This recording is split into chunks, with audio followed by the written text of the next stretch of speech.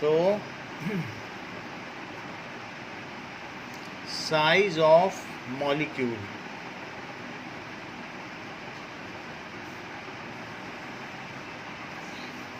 Now a simple method for estimation of molecular size of oleic acid is given below. Oleic acid is soapy liquid with large molecular size. So oleic acid एक तरीके का oil होता है और उसका molecular formula क्या होता है, दैट इज ये वाटर में डिजॉल्व भी हो जाता है. Now molecular formula of oleic acid. The formula for folate is C19H19N706. Now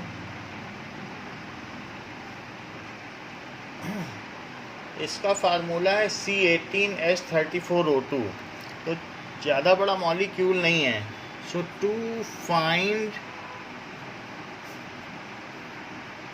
size of molecule of oleic acid, that is C18H34O2. So ये इसका फार्मूला है एंड ये ट्रांसपेरेंट होगा, वाटर में सॉल्युबल होगा.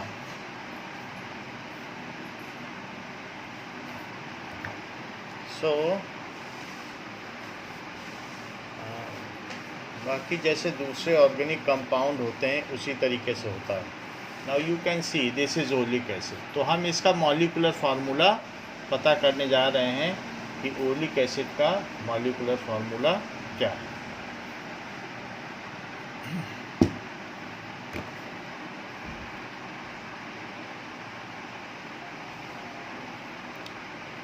सो अब देखें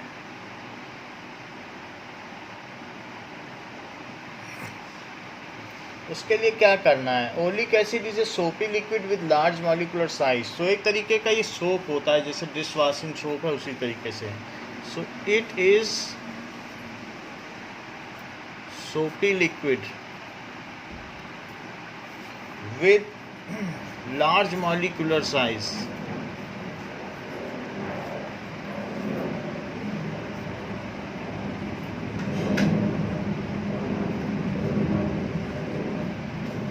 जो कि ऑफ 10⁻⁹ मीटर होता है. इसका इतना है. तो हम पता करेंगे एग्जैक्ट साइज क्या है लार्ज मॉलिक्यूलर साइज, जिसमें इतने सारे वो होते हैं. नाउ सबसे पहले हमें क्या करना पड़ेगा, ओलिक एसिड की एक मोनो लेयर बनानी पड़ेगी. ऐसा एक लेयर बनानी पड़ेगी जिसमें सिंगल मॉलिक्यूल हो, एक लेयर. तो सिंगल मॉलिक्यूल की हम एक लेयर बना लें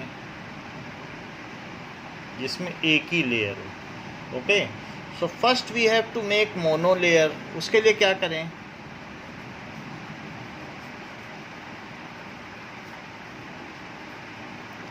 फिर उसकी थिकनेस निकालनी पड़ेगी कि ये टी क्या है. इसका एरिया निकालना पड़ेगा, इसका क्रॉस सेक्शनल एरिया क्या है. Make monolayer of oleic acid over water. तो हम वाटर पर बना लेंगे. As it is miscible in water in all proportion. It is miscible in water in all proportions. So we dissolve 1 centimeter cube of folic acid. ठीक है. On the idea is to make mono layer. 1 centimeter cube of folic acid की alcohol में एक solution बनाएं. सो dissolve, इसका procedure क्या है, dissolve 1 centimetre cube of oleic acid So 1 centimeter cube 1 ml होता है ओलिक एसिड इन, ठीक है, alcohol to make 20 centimetre cube solution, यानी 20 ml सोल्यूशन बनाया गया। तो 19 ml एल्कोहल था और 1 ml ये था, तो एल्कोहल भी वाटर में सॉल्युबल और ये भी, तो हमने पहले एल्कोहल में इसका सोल्यूशन बनाया। अब जरा देखो, so take 1 centimetre of this solution. तो पहले जब मैंने इसका सोल्यूशन बनाया तो ऐसी भी टेस्ट ट्यूब आती हैं जो ग्रेजुएटेड होती हैं, जिनमें ग्रेजुएशन बना होगा।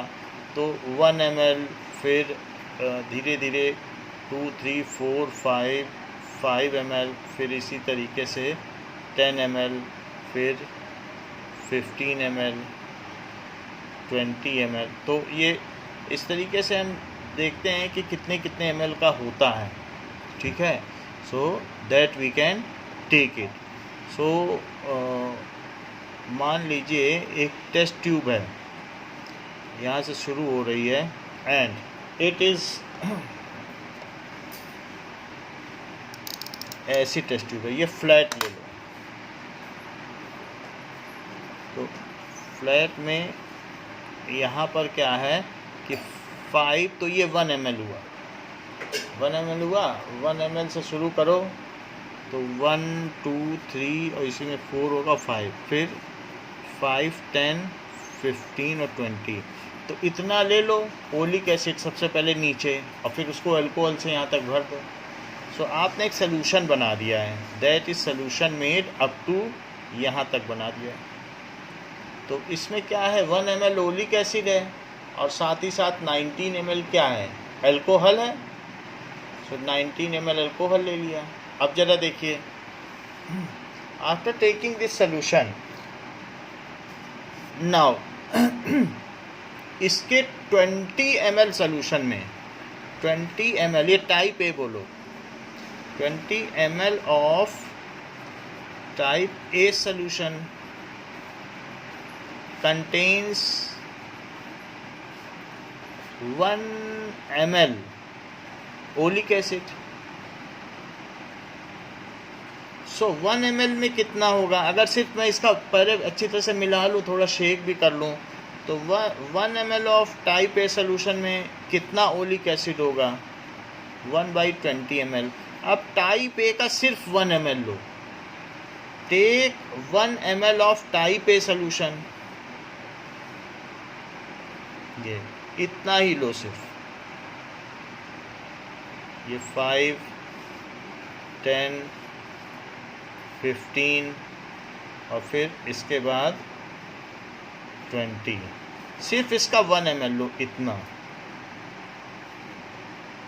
सो 1 ml of type A solution ले लिया, ठीक है। And it is to be transferred into water, इसको कहेंगे डाइल्यूशन। अगर आप वाटर करोगे सो ठीक है, डाइल्यूशन हो गया, इन वाटर डाल लो। 1 ml टाइप ए सोल्यूशन ले लिया और उसमें 1/20 ml ओलिक एसिड है, और डाइल्यूट करके 20 ml तक फिर बना लो, ऐसे बना लो, 15, 10 और 5, तो 20 तक फिर से भर लो, लेकिन इस बार पानी है। 1 ml of this, so 1 ml of type A और plus water.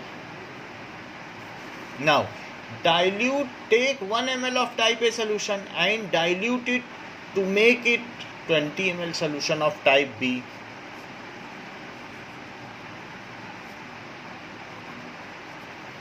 Take 1 ml solution of type A and dilute it up to 20 ml with water, पानी से डाइल्यूट कर दो। तो अब जरा देखो कि 120 ml अब आप देखिए 1 ml में आपने क्या किया, 20 ml बना दिया, तो 20 ml में 1 ml टाइप ए का है, और उस 1 ml में ओलिक एसिड कितना है, 1/20 ml। बोलो है बात कि नहीं, इसी 1 ml में, क्योंकि पूरे में तो आपने 1 ml लिया था और इसका 1 ml यहाँ लिया, तो 1/20th पार्ट ही तो लिया। सो 20 ml of dilute solution B contains, दरअसल वो 1/20 ml ही ओलिक एसिड रखता है, क्योंकि वही पार्ट आप डाइल्यूट करती जा रही हैं, वही 1 ml इसमें से लिया, इधर पूरा जो 1 ml पूरा था, अब उसका 1/20th पार्ट लोगी, तो 1/20 ml ही लिया, फिर पानी मिला दिया, तो अब वो पानी मिला के फिर 20 ml बना दिया। तो बताओ इसके 1 ml में बी सोल्यूशन में कितना ओलिक एसिड होगा, ये तो 20 ml में है ये, तो 1 ml of dilute solution be contains 1/20 × 20, वो भी 20 नीचे आ जाएगा ओलिक एसिड। तो इसके V ml में कितना होगा बताओ, ये तो 1 ml इतना कंटेन करता है, तो V ml कितना कंटेन करेगा। Now V ml of this will contain 1/20 × 20 × V ml oleic acid. अब देखो जब ये सॉल्यूशन आपने बना लिया ओलिक एसिड का, so that is next we sprinkle lycopodium powder, so put 1 drop of this solution in this water, ठीक है। Oleic acid then we take and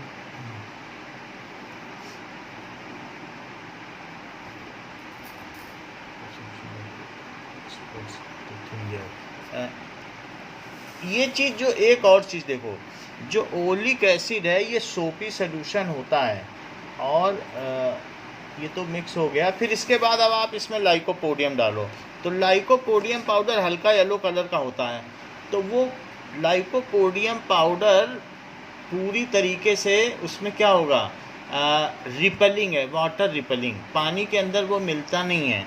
so put in type B solution, type B में से हमने कुछ नहीं निकाला, type B ऐसे ही रखे रहने दिया, बस एक कैलकुलेशन किया है कि इसके V ml में कितना होगा, और कुछ किया नहीं है।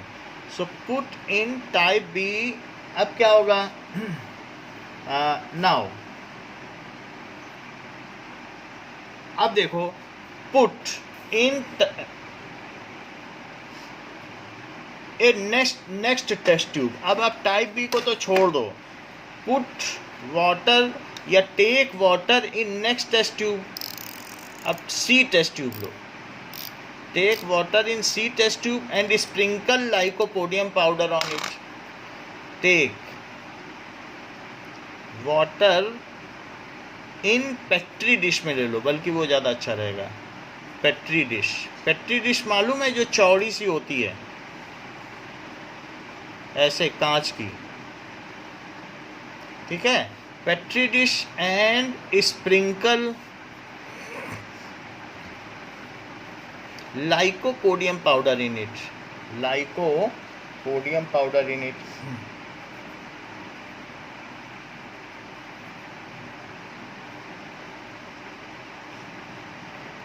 तो इसमें हमने वाटर ले लिया और लाइकोपोडियम पाउडर छिड़क दिया है। Lycopodium powder is water repellent, hydrophobic, so it floats on water. Lycopodium powder, being hydrophobic,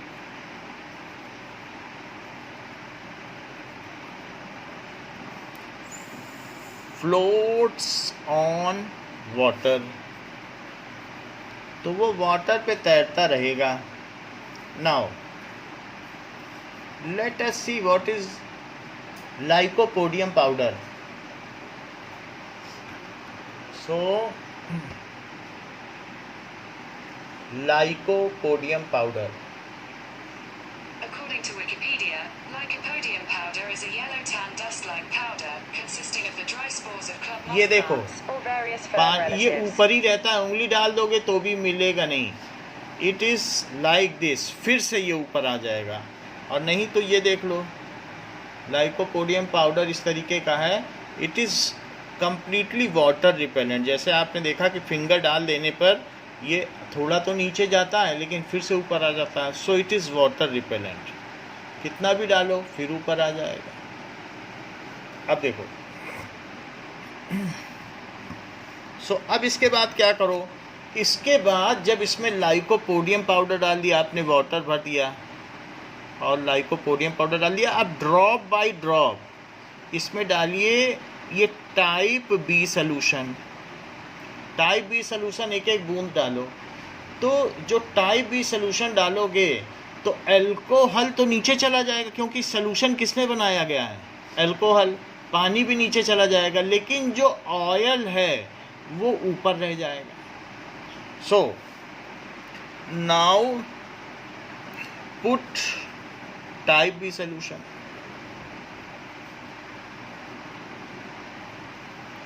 In it, drop by drop डालिए.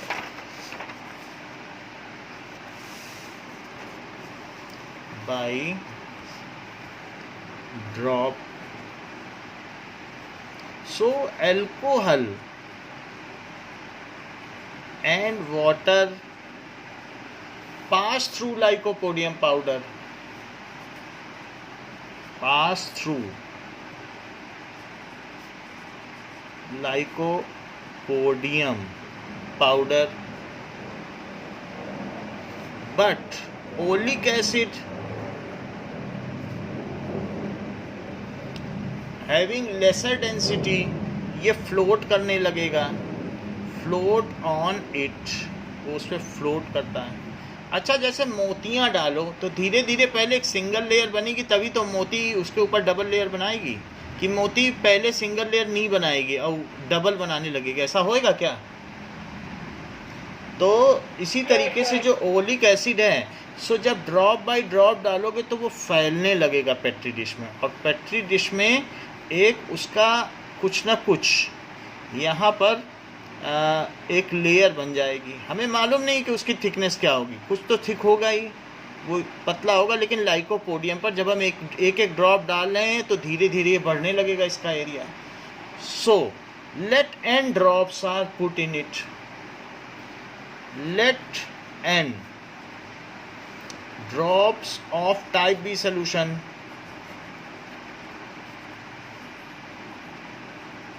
Is put in it. तो उसको मीज़र कर लो स्केल से या सावधानी से कि कितना सर्कुलर एरिया बना है. ठीक है, तो put in it and area of monomolecular layer. Monomolecular layer of oleic acid is A.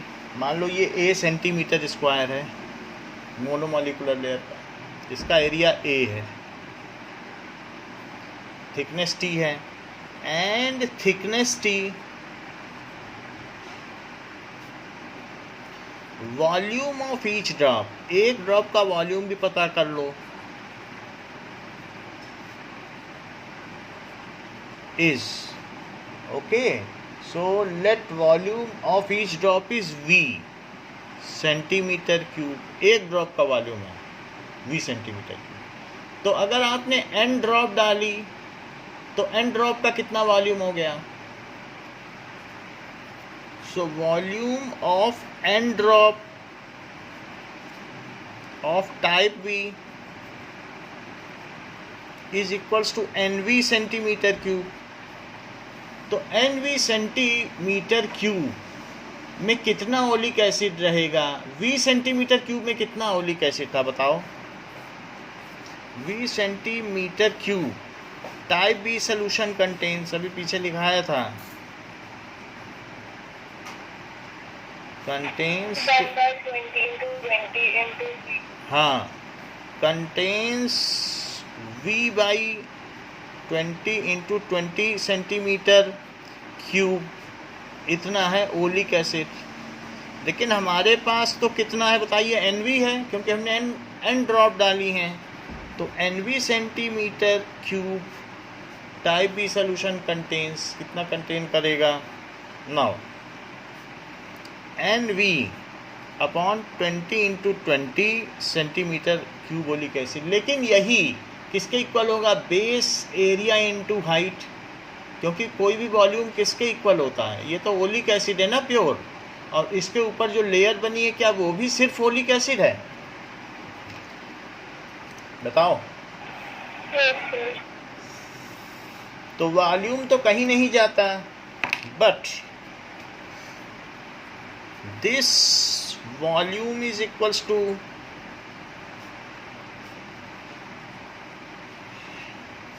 मोनोमॉलिक्यूलर layer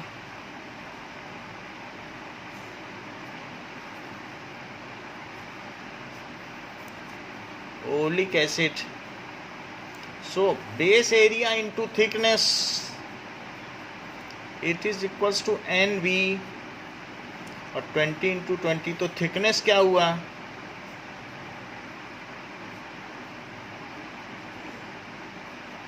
into A, ये आ गया, इतने सेंटीमीटर हो गया थिकनेस। तो जो मोनोमॉलिक्यूलर लेयर बनी है, वास्तव में देखा जाए ये मोनोमॉलिक्यूलर लेयर बन गई, तो इसकी जो थिकनेस होगी वही तो मॉलिक्यूलर का साइज होगा। This is the size of molecule, यानी डायामीटर हुआ। दिस इज द साइज, या ये भी कह सकते हैं कि डायामीटर ऑफ ओलिक एसिड। बोलो, बात समझ में आ गई? बताइए। चलो एग्जाम्पल 2.5 क्या कहता है? The size of nucleus in the range of this is scaled up to the size of sharp pen.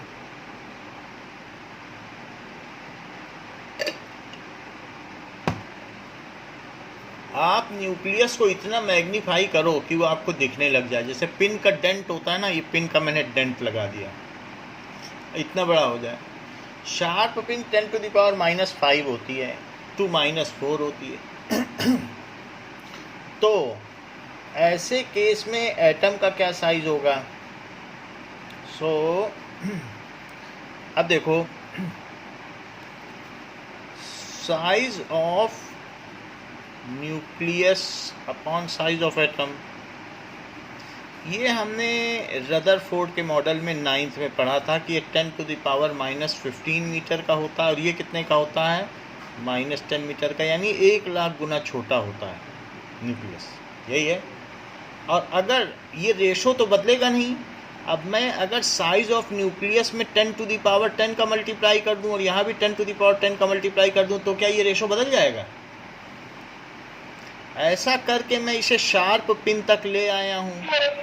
अच्छा, ऐसा करके ऊपर देखो मल्टीप्लाई किया, तो ये शार्प पिन तक हो गया है कि नहीं? और नीचे क्या हो गया? 10 की पावर 0, तो 10 टू द पावर -5 अपॉन 1।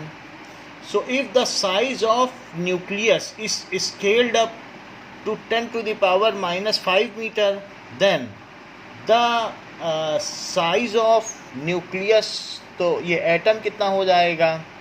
तो the size of atom will be scaled up to 1 meter। अगर इतना छोटा न्यूक्लियस है, ये जो मैं डॉट लगाया हूँ, तो 1 मीटर सोचो, उतना बड़ा, जितनी बड़ी तुम्हारी टेबल है जिस पे पढ़ रही हो, उतना बड़ा एटम होगा। If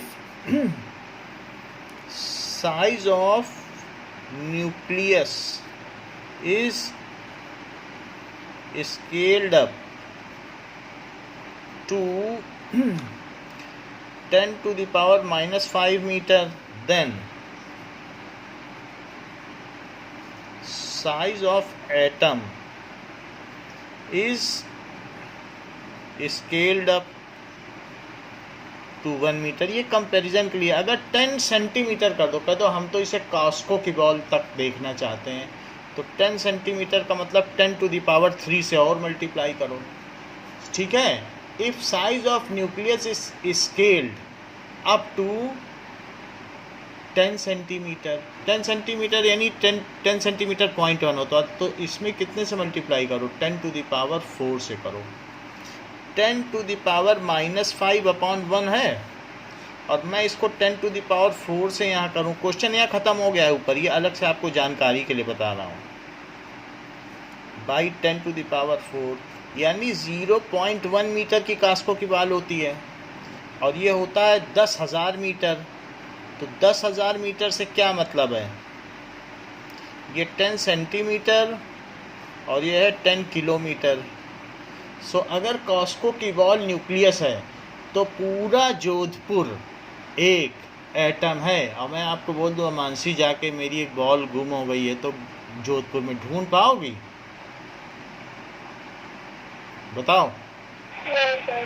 तो इस तरीके से if size of nucleus is scaled up to cricket ball, then size of atom is scaled up to a large city.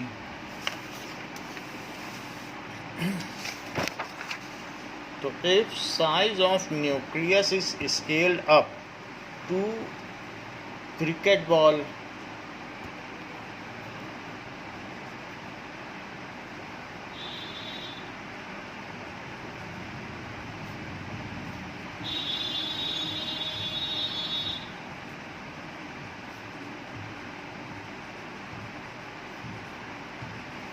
then size of atom is scaled up to dimensions of large city.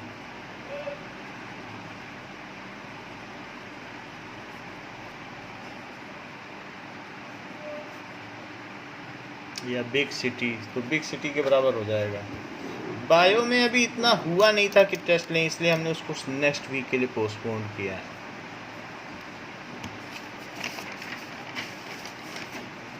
आगे देखो, range of lens.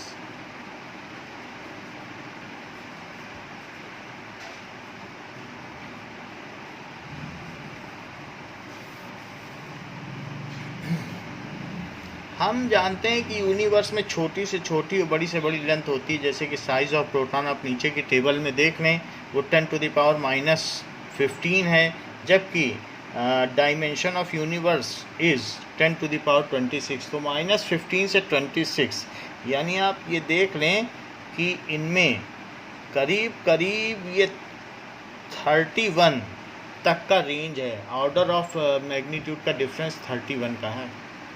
अब देखो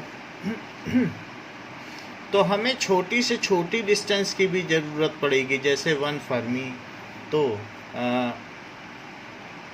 1F बोला जाता है, ये nucleus के dimension के इक्वल है। इनको कंट्रीब्यूट किया गया है, साइंटिस्ट का नाम है 1 एंगस्ट्रॉम, तो इसको 1A की ऊपर 0 लगता है, एंगस्ट्रॉम, ठीक है। It is again attributed to scientist, so -10 metre, बहुत छोटी यूनिट है, ये एटम के साइज को एट्रीब्यूट कर रहा है। नाउ 1 एस्ट्रोनॉमिकल यूनिट, ये लार्ज यूनिट है। एस्ट्रोनॉमिकल यूनिट को कहते हैं 1 AU। It is average distance of sun from अर्थ।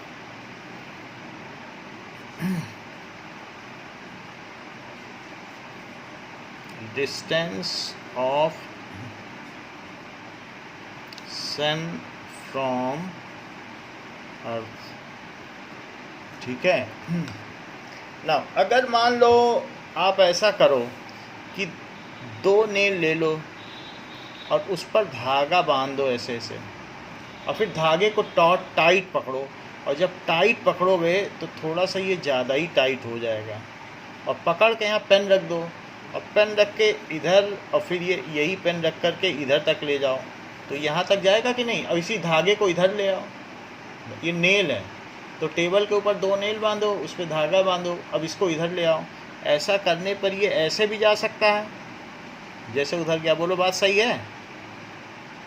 इसको एलिप्स कहते हैं, दिस इज एलिप्स। तो इसमें 2 फोकस हैं, F1 और F2।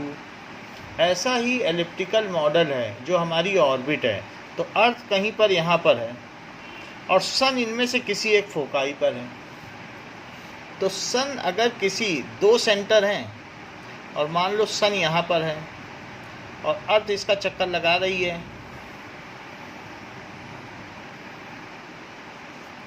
तो कभी ये यहाँ पर होगी और कभी ये यहाँ पर भी हो सकती है।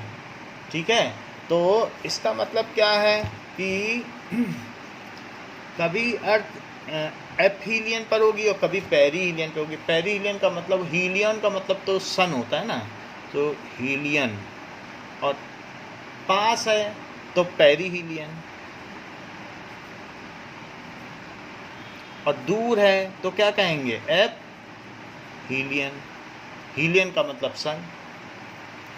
तो कभी कभी ये पास होती है तो गर्मी बहुत लगेगी, और कभी दूर होगी तो सर्दी बहुत लगेगी। मौसम बदलते रहते हैं, कभी दक्षिणायन में होता है सूर्य, कभी नदर्न हेमिस्फीयर में डायरेक्ट सनरेज है, कभी सदर्न हेमिस्फीयर में। अब जरा देखो, तो हमें एवरेज डिस्टेंस लेनी पड़ेगी ना, average distance of sun from earth. कभी सन पास होगा कभी दूर होगा, तो इस डिस्टेंस को AU कहेंगे। यानी हम इस एलिप्स के सेंटर से लें डिस्टेंस, तभी तो एवरेज मानी जाएगी। हम किसी एक फोकस से न लें, इस डिस्टेंस और इस डिस्टेंस का मीन निकाल लो, तो यहीं से तो इसकी डिस्टेंस हुई। बोलो हाँ। सो ऑर्बिट ऑफ अर्थ, ये केपलर का नियम है, orbit, Kepler's law of orbits. So orbit of earth is like ellipse and sun is present at one of the foci। 2 focus होते हैं और फोकाई उसका प्लूरल है, तो उनमें से किसी एक फोकाई पर है। तो एवरेज डिस्टेंस जो सन की है वो कितनी पाई गई? So it is equals to 1.496 into 10 to the power 11 metre. ऐसे क्वेश्चन हमने पहले किए हैं। जब हमने पैरालैक्टिक एंगल निकाला था तो अर्थ से डिस्टेंस निकाली थी। कभी कहा जाता है 14 करोड़ 88 लाख किलोमीटर दूर है, और कभी कहा जाता है कि 15 करोड़ किलोमीटर दूर है। तो सब एवरेज निकालोगे तो यही बनेगा। तो कभी दूर हो जाती है अर्थ, कभी पास हो जाती है। So we need not to worry about it. और हम लोगों ने इसके पैरालैक्टिक एंगल में कैलकुलेशन किए भी हैं, और ये अर्थ की सन से एवरेज डिस्टेंस है 14 करोड़ 96 लाख किलोमीटर। बोलो ठीक है? It is average distance of Earth from Sun। अगर कोई पूछे what is AU, so the average distance of Sun from Earth is called astronomical unit। ठीक है, जो astronomers के काम में आती, इसलिए इसको क्या बोला गया? astronomical unit। जो अंतरिक्ष यात्री उनको astronomers कहते हैं। अब जरा देखो 1 लाइट ईयर क्या है?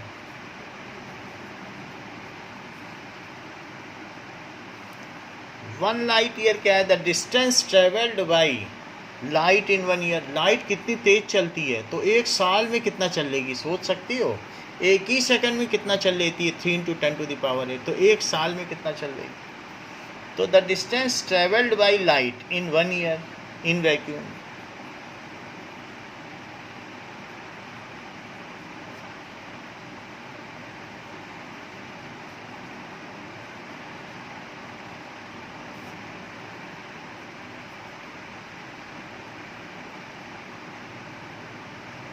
is called 1 light year. इसे 1 लाइट ईयर कहेंगे।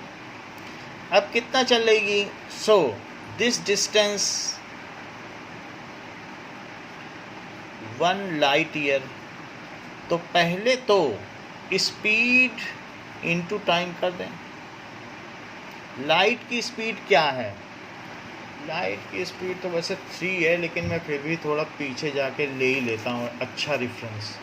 2.99792 2.99792,458। अच्छा, ये तो हो गया। और टाइम कितना है? 365.25, क्योंकि एक लीप ईयर भी आता है। और साथ ही साथ एक साल में ये तो टोटल दिन हो गए। एक दिन में 24 घंटे और एक घंटे में 3600 सेकंड होते हैं कि नहीं होते हैं? बोलो।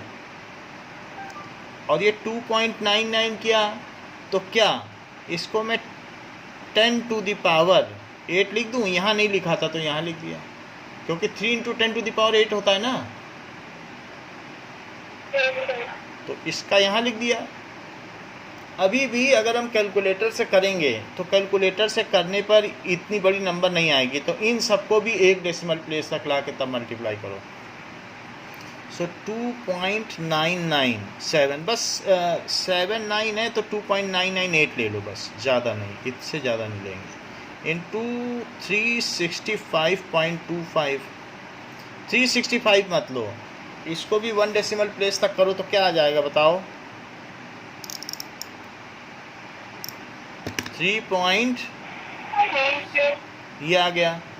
और 2 जीरो बन गए इससे, इसको 2.4 लिखो, 1 जीरो और बन गया, इसको लिखो 3.6, 3 जीरो और बन गए, 3 जीरो यहाँ से बने, 2 जीरो यहाँ से बने 5, और एक यहाँ से बना 6 बना, तो 6 जीरो वो और 8 जीरो ये कितने हो गए? 14 हुए कि नहीं? बोलो।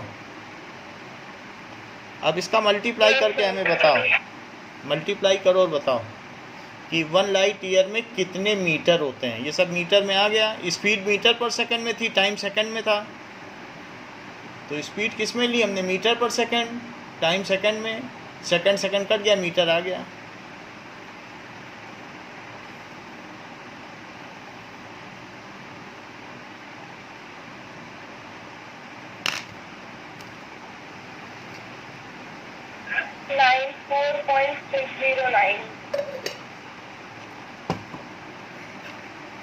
नाइन 4.609। तो 1 लाइट ईयर में कितना टाइम होता है ज़रा देखें तो, कितने डिस्टेंस होती है।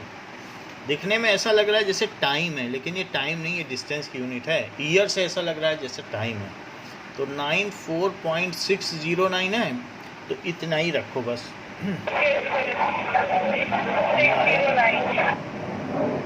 इतना ही रखो। और into 10 to the power 14 metre, 9.46 into 10 to the power 15 metre. तो 1 लाइट ईयर याद रखना कि इतनी डिस्टेंस है, इसमें कितने सारे ज़ीरो हैं। 1 लाइट ईयर, तो क्या 1 लाइट ईयर आप ये सोचती हैं कि एस्ट्रोनॉमिकल यूनिट से भी 10,000 गुना बड़ी डिस्टेंस है? कहीं आप ऐसा तो नहीं सोच रही हैं? बताओ। तो जो सन है और सन के पास का जो सबसे पास वाला तारा है उसको क्या कहते हैं? Alpha Centauri. तो वहां तक लाइट सन की पहुंचने में जानते हो कितना समय लगता है? 4.5 लाइट ईयर की डिस्टेंस है उसकी, यानी 4.5 साल में प्रकाश पहुंच पाता होगा। तो 1 साल में लाइट इतनी चल लेती है, तो 4.5 साल में कितना चल लेगी? 4.5 लाइट ईयर। तो सबसे पास वाले तारे तक सन की लाइट पहुंचने में 4.5 साल लगते हैं, जो हमारा गैलेक्सी का नियरेस्ट स्टार है। वैसे हमारी जो गैलेक्सी है तो ये मिल्की वे गैलेक्सी है, इसको कहते हैं आकाश गंगा। इसमें 50 मिलियंस अलग अलग सोलर सिस्टम्स हैं। 50 मिलियंस, सबके अपने अपने सोलर सिस्टम हैं। 50 मिलियन समझ सकती हो? सो ये कौन सी गैलेक्सी बताइए? मिल्की वे गैलेक्सी या आकाश गंगा भी इसको कहते हैं,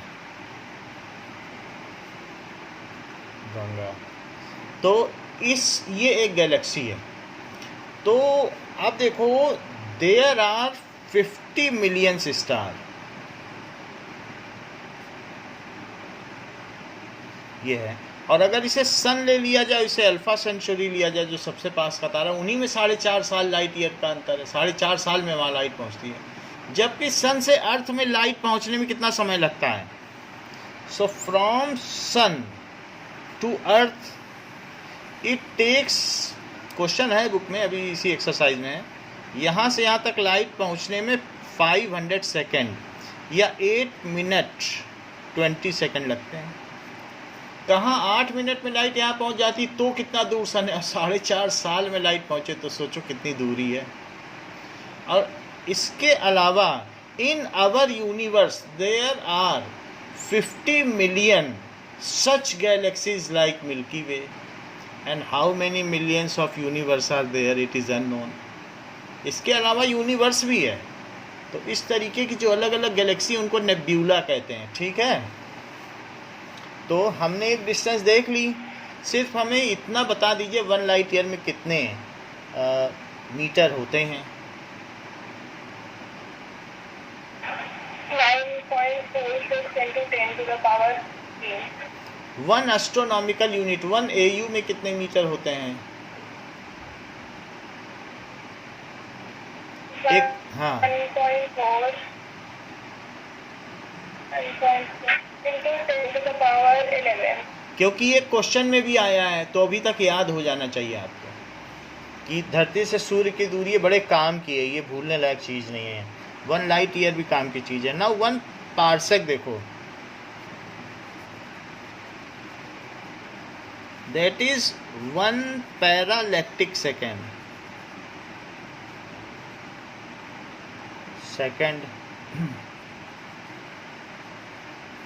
अब देखो पैरालैक्स से पैरालैक्टिक बना है, 1 पैरालैक्टिक सेकेंड। इसका मतलब क्या है? It is the distance eight which average radius of earth orbit subtends an angle of 1 arc second. कहीं ना कहीं ये हमारा सन है और ये रेडियस है, अर्थ है। तो ये जो रेडियस है, सोचो ये कितनी डिस्टेंस होगी, बहुत दूर होगी वो डिस्टेंस। मुझे तो नहीं लगता कि काफ़ी पास होगी ये। तो उतनी डिस्टेंस जहाँ पर अर्थ क्या बनाता हो, ये देखो, average radius of earth subtended is 1 degree का भी 3600 पार्ट। एक तो ये डिस्टेंस ही इतनी बड़ी है। क्या ये 1 AU है? क्या एस्ट्रोनॉमिकल यूनिट है? क्या यही 1.496 into 10 to the power 11 metre है? इतनी बड़ी डिस्टेंस किसी और दूसरी डिस्टेंस पर, वो डिस्टेंस ले लो D, जिसे कि हम 1 पार्सेक कह रहे हैं। So the distance eight which average radius of earth orbit forms angle of 1 arc second, इसे आर्क मान लिया जाए, कहते हैं इसको आर्क मान लो तो आर्क सेकंड हो जाएगा, क्योंकि आर्क मान लो। इतनी बात समझ में आ गई? So it is 1 parsec is the distance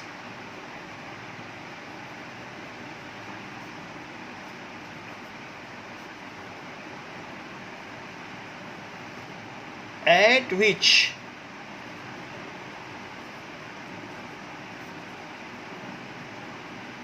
average radius of Earth's orbit subtends an angle of 1 arc second. 1 arc का मतलब है कि अगर इसे आर्क माना जाए तो 1 सेकेंड का एंगल जो सबटेंड करता हो उस डिस्टेंस को कहेंगे। अब theta is equals to L/R लगा दो। Now theta is equals to L/R। अच्छा, थीटा को ही तो 1 पार्सेक बोला जा रहा है। थीटा ये डिस्टेंस को 1 पार्सेक बोला जा रहा है, और थीटा कितना लिया गया है? 1 आर्क सेकंड लिया गया है। बोलो। और ये D को ही तो 1 पार्सेक बोला गया है। और रेडियस कितना ले रहे हैं 1 AU। क्या 1 आर्क सेकंड में कितना एंगल होता होगा रेडियन में बता सकती हो? एक पीछे क्वेश्चन दिया है, बता दो हमको 1 आर्क सेकंड में कितना रेडियन होता है।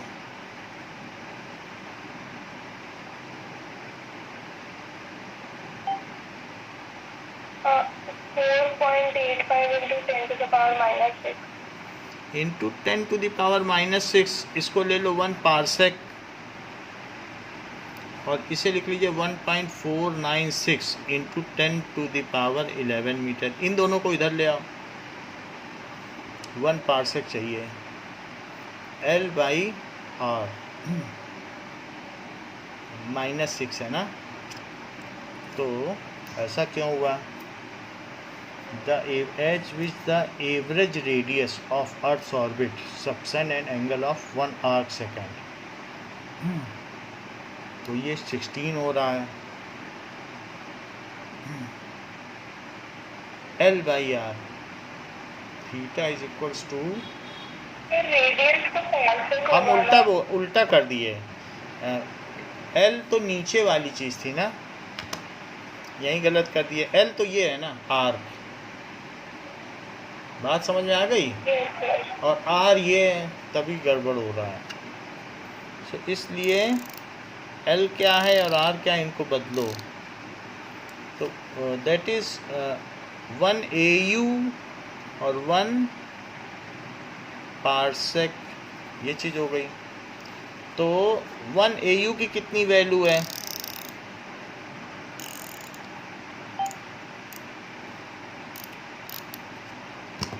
1.496 इंटू 10 टू द पावर 11 और ये है 1 पार्सेक।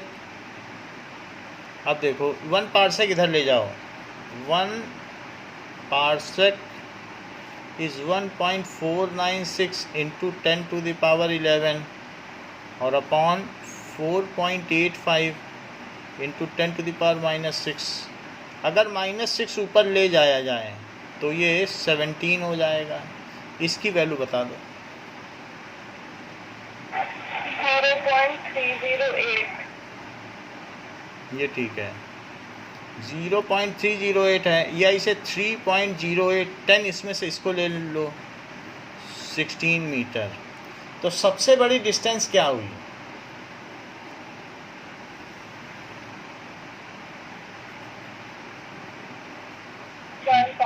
हाँ देखो 1 AU कितना है, 1.496 into 10 to the power 11 metre. 1 light year क्या है? फॉन्ट का याद रखना, फॉन्ट जो अपर केस है वही अपर केस रखना। दैट इज 9.46, इट इज 9.46 लिखो। 9.46 इंटू 10 टू द पावर 15, ये इससे करीब 10,000 गुना बड़ा है, बल्कि 15,000, कहीं ये 1.4 है, ये 9 है। और 1 पार्सेक क्या है?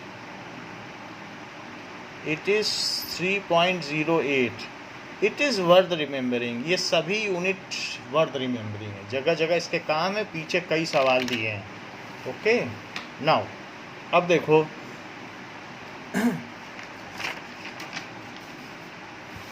we will solve related questions। अब इसी पे पीछे आ जाओ कि फर्स्ट क्वेश्चन पे आइए। एक्सरसाइज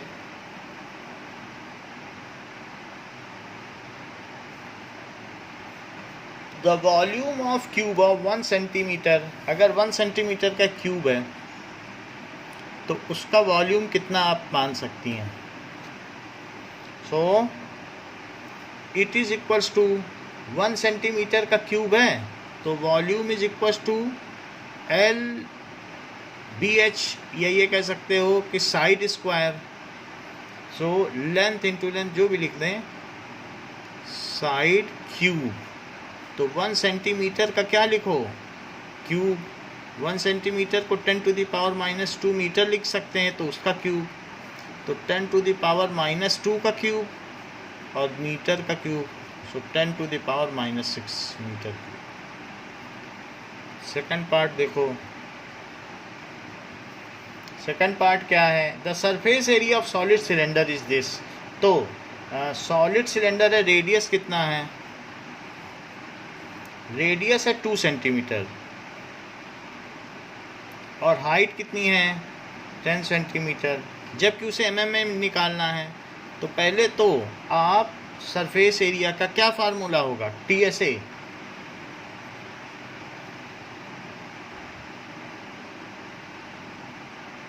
बताइए। Pi R square R plus H. फिर से बोलो।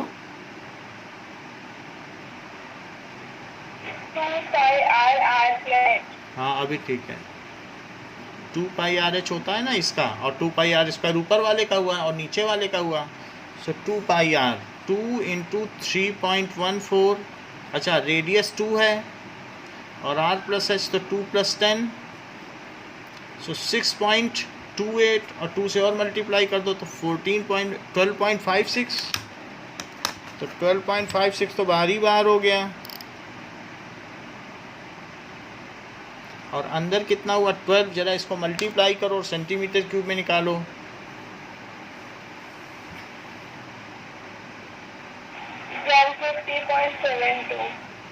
150.72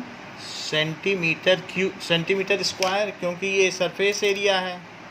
अच्छा अब इसे कह रहा है कि हमें तो mm स्क्वायर में चाहिए, तो mm स्क्वायर में चाहिए, तो ये सेंटीमीटर स्क्वायर है। 1 सेंटीमीटर स्क्वायर में कितने mm स्क्वायर होते हैं?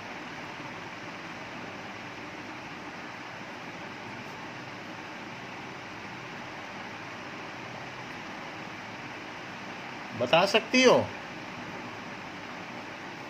अच्छा 1 सेंटीमीटर में कितने mm होते हैं? बोलो, ये तो बता सकती हो। 10। ऐसे कर लिया करो, अगर ना हो तो मनी मैन में कर लिया करो।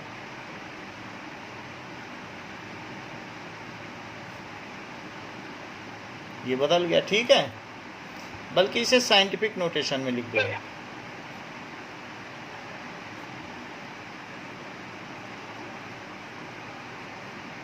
चलिए, a vehicle moving with a speed 18 kilometre per hour covers 1 per second कितना करेगी? So 18 kilometre per hour, it is 18 into 1 kilometre upon 1 hour, it is equal to 18 into 1000 metre upon 3600 second. 20 कट गया, 2 से कटा 5, 2 से कटा 18, ये कट गया, तो 5 metre per second. So in second 1 second में कितनी डिस्टेंस कवर करेगी? In it will cover 5 metre. ठीक है, अब जरा देखो, the relative density of lead is this. तो लेड भारी होता है, मरकरी की तरह नहीं होता लेकिन भारी होता है, पानी से 11.3 टाइम्स भारी है। तो रिलेटिव डेंसिटी इतनी है।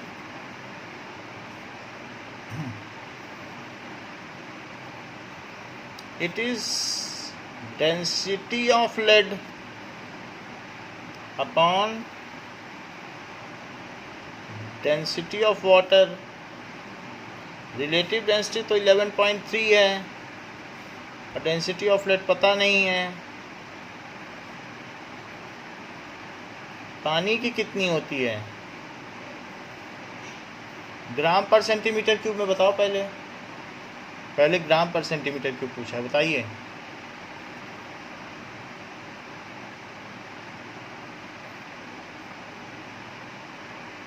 बोलिए, वेट मत करिए, बोलिए।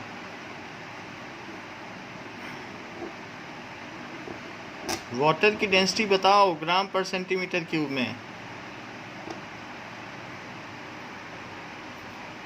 एनी आइडिया और नो आइडिया? कुछ तो बोला करो।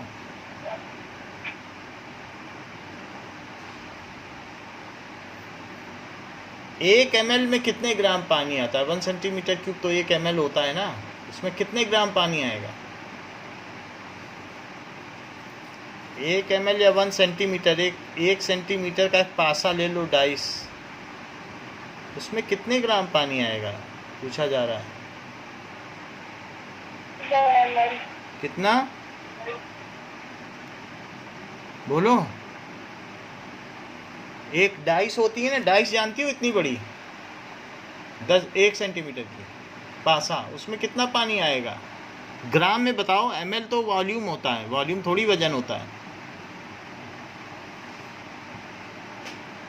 डेंसिटी kg पर मीटर क्यूब होती है। 1 gram. बोलो। 1 gram. हाँ, अच्छा है। सो 1 ग्राम पर सेंटीमीटर क्यूब। अब देखो, इसको इधर ले जाओ।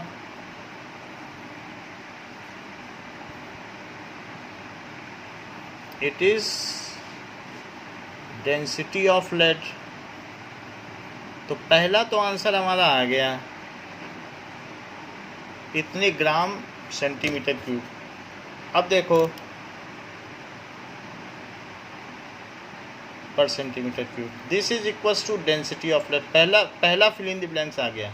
अब हम फिर से नहीं निकालेंगे, वैसे आपकी जानकारी के लिए 1000 kg पर मीटर क्यूब भी होती है, आप सीधा भी निकाल सकते हो, लेकिन मैं दूसरे तरीके से करूँगा। अब डेंसिटी ऑफ लेड क्या है?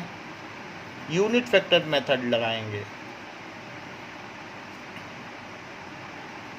ग्राम अपॉन सेंटीमीटर क्यूब, तो 11.3 इंटू 1 ग्राम अपॉन 1 सेंटीमीटर क्यूब। अच्छा, ये बता सकती हो कि 1 ग्राम में कितने KG? 10 to the power minus 6. 1 centimetre में कितने मीटर क्यूब? 1 सेंटीमीटर क्यूब में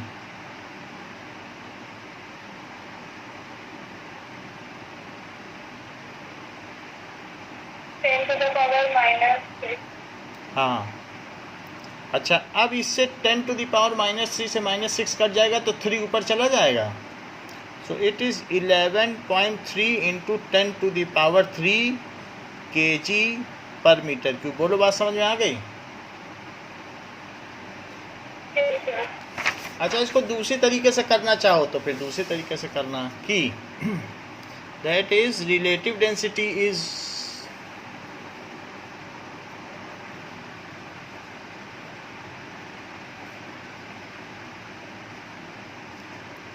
डेंसिटी ऑफ लेड, शीशे का घनत्व अपॉन डेंसिटी ऑफ वाटर। तो ये 11.3 है,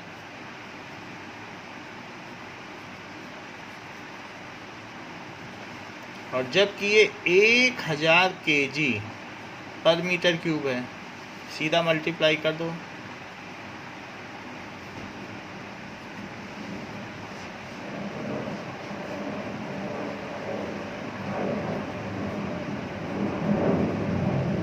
बोलो, बात समझ में आ गई? अब देखो 2.2 question, 1 kg metre square second -2 में कितने ग्राम सेंटीमीटर स्क्वायर सेकंड -2 होते हैं? तो 1 kg है, तो 1 kg लिखो और 1 मीटर स्क्वायर लिखो, और अपॉन में 1 सेकंड स्क्वायर लिख दो। 1 kg को बदलो ग्राम में, कितना बनेगा? 1000. और 1 मीटर स्क्वायर को जरा सेंटीमीटर स्क्वायर में बदलो।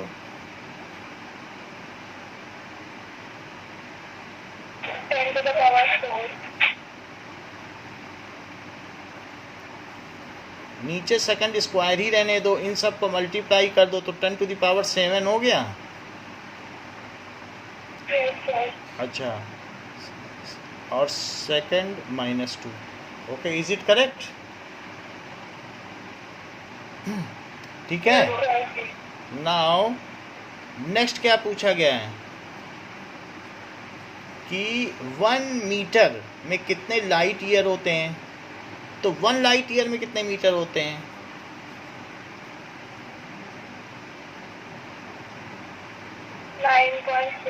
into 10 to the power 16. Metre, तो 1 मीटर में कितने लाइट ईयर हो जाएंगे?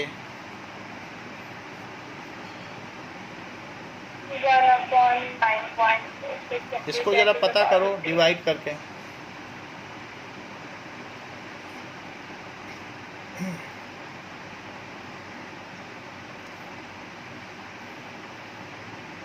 Zero point 1057.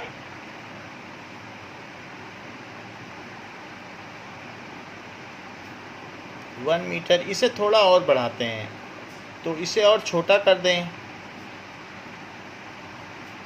तो 1 metre is equals to this much light year. L Y लिखना पड़ेगा, L Y light year. Okay, now कहा जा रहा है कि 3 मीटर पर सेकंड स्क्वायर में कितने किलोमीटर पर आवर स्क्वायर होते हैं। तो 3 के आगे मीटर लिखो और नीचे सेकंड स्क्वायर। सो 3 इंटू 1 मीटर। अच्छा ये बताओ 1 सेकंड का होल स्क्वायर मीटर में कितने किलोमीटर होते हैं।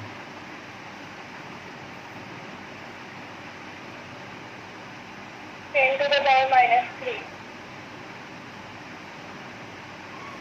और 1 सेकंड में कितने आवर होते हैं। डिवाइड में बता दो, इतने आवर होते हैं क्या, Yes, sir. और स्क्वायर लगा दो। तो 3 तो ऊपर है ही है, और 10 टू द पावर माइनस 3 भी ऊपर है, और 3600 का स्क्वायर भी ऊपर चला जाएगा, क्योंकि ये चीज़ ऊपर चली जाएगी। और किलोमीटर और अपॉन आवर स्क्वायर नीचे रह जाएगा। तो अब ये तो आपको ही करना पड़ेगा। मैं इसको थोड़ा सा सिंप्लीफाई ज़रूर कर देता हूँ। इसे 3.6 लिखता हूँ, तो 3 जीरो इसमें से आए और 3 जीरो उसमें से आए, तो 10 टू द पावर माइनस 3 और प्लस 6, 3 जीरो आए तो 6 जीरो हो गए। सो किलोमीटर पर आवर स्क्वायर इसका मुझे, और ये 3.6 का स्क्वायर भी है, तो 3 इंटू 3.6 इंटू 3.6 करके दिखाओ। जबकि इसका पावर मैं लिख देता हूँ, बाकी चीज़ें आप कर लें।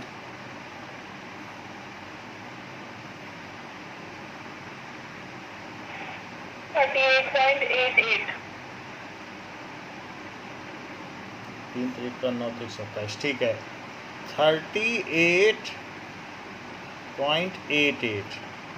सो 3.888 into 10 to the power 4 kilometre per hour square.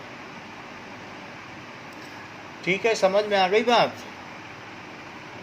अब देखो जी दिया है, जी का मतलब है सार्वत्रिक गुरुत्वाकर्षण नियतांक, universal gravitational constant, that is equal to 6.67 into 10 to the power minus 11 newton metre square और केजी माइनस 2। ये तो जी का यूनिट होता ही है, क्योंकि जो जी है वो क्या है, F is equals to G m1 m2 upon r square. तो जी क्या होता है, F into r square upon m1 m2। तो यूनिट ऑफ जी क्या हो जाएगा, ये चीज़ न्यूटन है, ये मीटर स्क्वायर और केजी माइनस 2, यही तो जी हो गया। ये जी ना लिखो, लिखो यूनिट ऑफ जी, क्योंकि यूनिट लिख रहे हैं तो यहाँ लिख देना चाहिए यूनिट ऑफ जी। अच्छा, न्यूटन क्या होता है, फोर्स क्या होता है बताओ, क्या एमए होता है, और ये फिर क्या है, KG metre per second square. So this is unit of F, जो कि न्यूटन बोला जाता है, इसी को तो न्यूटन कहते हैं। बताइए, ये चीज़ न्यूटन है। तो न्यूटन की जगह मैं क्या लिख दूं, KG metre per second square. Newton की जगह लिखा है, चेक कर लो। अब मैं यहाँ पे आ गया हूँ, न्यूटन की जगह ये लिखा, तो 6.67 into 10 to the power minus 11, और न्यूटन की जगह क्या लिख दिया, kg metre per second square, और मीटर स्क्वायर तो लिखा ही लिखा। और kg पे क्या लगाई, -2। क्या यही g लिखा है? बिल्कुल वही लिखा है, बस न्यूटन बदला है। Yes, sir. अच्छा, so g is equal to 6.67 into 10⁻11 kg कितने हैं? -1 हो गया, एक -2 है और ये प्लस का है। और मीटर कितने हो गए? क्यूब में हो गए। और सेकंड कितने हो गए? -2। So this is 6.67 into 10⁻11 metre का क्यूब ऊपर रखो, kg नीचे रखो और सेकंड का 2 नीचे रखो। अब हमें इसे किस में बदलना है ज़रा देखो तो, सेंटीमीटर क्यूब और नीचे ग्राम रहना चाहिए सेकंड, सिर्फ इसे सेंटीमीटर बदलना है और इसे ग्राम में, दोनों को बदल दो। मीटर क्यूब में कितने सेंटीमीटर क्यूब?